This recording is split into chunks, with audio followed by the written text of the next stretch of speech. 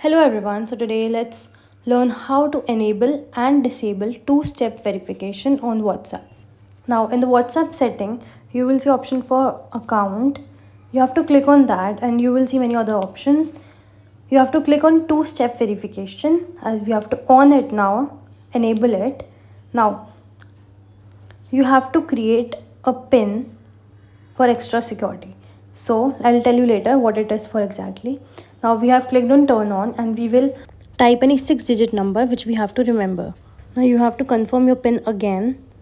Means you have to retype the PIN you created just before this.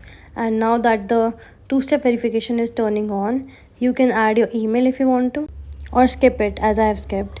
This is an optional feature that adds security to your WhatsApp account. This unique PIN helps you to access your account anytime you want. Now to disable this feature, you have to again go to two-step verification option and click on turn off. Once you click on it, your two-step verification is disabled. If you want to enable the two-step verification, you have to again follow the process that I taught you.